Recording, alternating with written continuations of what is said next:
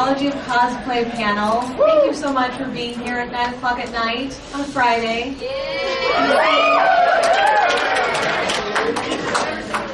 I'm already seeing some amazing costumes, so thank you so much for being here. My name is Andrea Letamendi. I'm a clinical psychologist at UCLA. I have a PhD in clinical psychology. I'm also a cosplayer. And I'm very thrilled to be here with this amazing panel. I'm actually going to have them introduce themselves, starting with Jenna Bush. And now introducing Miss the amazing Jenna Bush. Ooh, we should actually give the award. And we have we'll let them introduce themselves. We'll just, yes. All right, well, we will actually have them introduce themselves because I just walked in. Hi, guys. All right, guys, let's start. I'm Robin Rosenberg. I'm a clinical psychologist. I write about superheroes and psychology, trying to take nuggets of what we know from the lab and illustrate how superhero stories illustrate that. For those of you who are interested, my book, What's the Matter with Batman, is on sale at Artist Alley, H as in Herbert 3. And it is awesome, by the way. Thank you. Yes, I have it. And then I'm signing on Sunday from 11 to 12 at Table 4. Thank you. Hi, I'm Dr. Letamendi, again, clinical psychologist at UCLA. Thrilled to be here. I'm also a cosplayer, out of the closet, and I'm also a consultant for creators like Gail Simone. Hey everybody, I'm Jill Pantozzi. You probably know me as the Nerdy Bird online. And I'm the associate editor of themarysue.com. I have my own blog, Has Boobs Reads Comics. And I cosplay, of course. There's possibly other things I could say, but I'll leave it at that. Hi, I'm Holly Conrad. I'm the commander of Crabcat, as I like to call myself. But I do a Try This at Home show on the Nerdist. And also, it's amazing, Nerdist is awesome. Also, we in Crabcat also work with BioWare officially as their femme chef, and we make costumes for them and we cosplay with them. And I think I'm missing something, but I think that's about it. I'm sorry, I've been in costume for like 12 hours, so this is just a mess. It's dedication. It's dedication. Hello, my name is Bill Duran, and I am an intergalactic arms dealer. That is my official job title because I am my own boss and I get to pick whatever I want. I recently started my own company called Punished Props, and I build replica props and costumes for a living. I've been cosplaying for like 3 years now with my friends, and it's the coolest thing that's ever happened. All right, well, guys, talk a little bit about, I guess, I would assume most of the people here are familiar with cosplay. But there have to be people who sort of start with Halloween.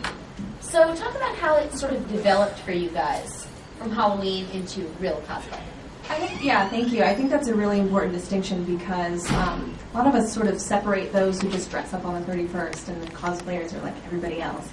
So in understanding what is cosplay, if you wouldn't mind, Jenna, just clicking the next arrow there. Or we could... Is there a, I should know how to do this, and yet I don't? You can actually take that time here. It's best for everyone if I don't do that. So it's great that you asked that question, Jenna. So what is cosplay? I wonder. Maybe from applause, can the audience just let me know when I show you an image by applause, is this cosplay? Yes. I'm in that photo. Yeah. How about this one? Is this cosplay?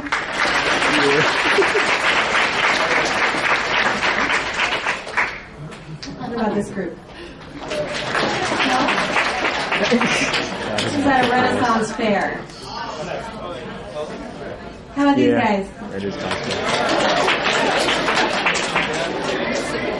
Civil War reenactors. Exactly. Look, interesting that you say all of this because what sort of makes cosplay? I mean, look, I've dressed up for a Ren Fair.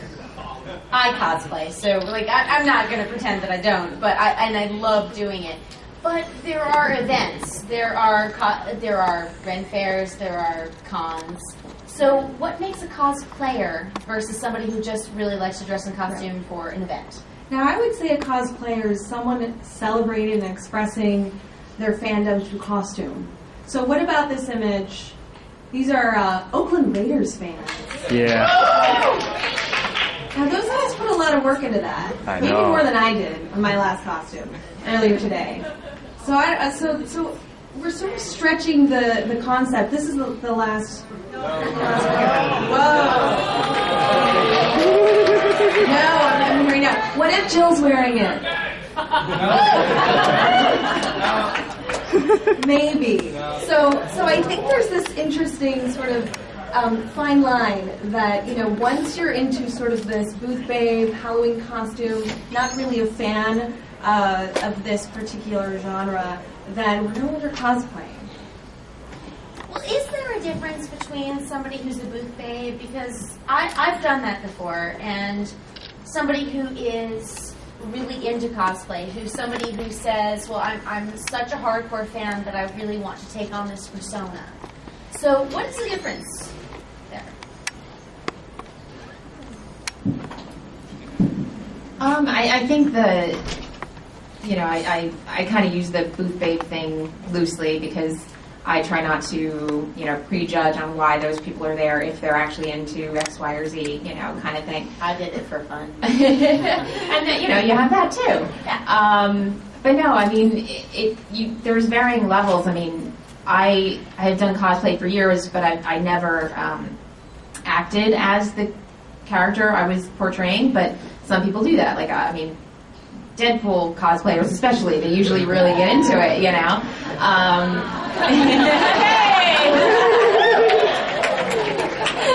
Exactly. Well, since I cosplay officially for a company, there's kind of a fine line there. But I was hired as a fan and started out as a fan and made characters and costumes, spent tons of money, and they realized that was something that myself and my friends was really valuable. So a big company like BioWare and EA recognized the fans really enjoyment, and then they hired us. So I think that's saying a lot for a company. It's like maybe you could call them a booth babe, but that's a derogatory term in a lot of the sense of the con culture. So it's just an interesting fine line. I really have no answer, but I know that if you're actually a fan of the material, you're going to be getting 100% more out of what you're doing. Well, that's actually why I wanted to ask, because I've done this just for fun, and I was hired as a booth babe, but I'm not really a booth babe, but still, it was exciting for me to be part of the cosplay universe and be a character. So I'm sort of curious about. I know that Robin did a survey about 200 participants, and there were findings about it and how people got involved in it. Yeah, let me move it. Sure. Is that okay? Thanks. All right. Let me just come over here because I want to point. Science is about to happen. Okay. So, all right. Okay. Science. Yes. Nerddom.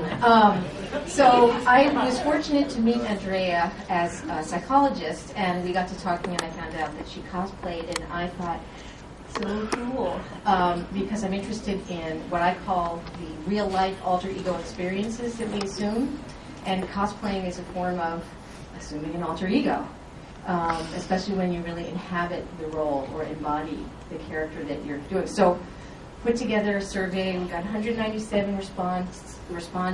2/3 were female, which probably approximates the cosplayers here. Show of hands, who, even if you're not in costume now, who has ever cosplayed? Whoa. Okay, hands down. Who has never cosplayed? Okay. All right. Of the cosplayers, how many are women? Okay, hands down. How many are men? Wow. Okay. All right. Interesting. Okay. So just to give you a quick overview, most of our respondents were white. The next big wedge was Asian and mixed. And we had one person who was Native American who responded to the survey. Let me tell you about some of the demographics, and you might want to think about yourself for those who were cosplayers.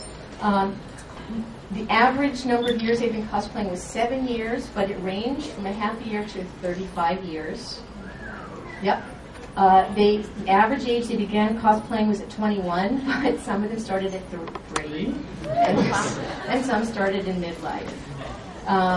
They publicly cosplayed on average a total of 26 times, but it ranged from 1 to 250. So if you were 3 when you started cosplaying, Whoa. and how many times per year did they cosplay? Most people, it was 3 to 5 times per year. Show of hands among cosplayers. How many 3 to 5 times a year? Hands down. How many times do you cosplay on average per year? 3 to 5 times? Hands down. 1 to 2? More, 6 or more? Okay. Cost. So this was for those of you who sorry, costume. The average spent between $100 and $200. Some, but 14% spent $400 or more on a costume, and then 10% spent between 0 and 50. Do you think that actually has anything? Do you think that has anything to do with economic? I mean, like, I love cosplaying, but it's very expensive. True. Do you see that as far as true. economic? What do you? Yeah, tell me. See no one from the You're pointing now. It depends on whether or not you're buying your costume Here's or an making it, example. because making it is far cheaper. Although if you mess up, it can quickly become far more expensive. Right. Oh, I'd actually like to see that. For the people who cosplay, who makes their own costume? And who buys it? No, be honest. Really, seriously. It's okay. All right, a few more hands. All right. So 82% make their own costumes, so that sort of approximates here.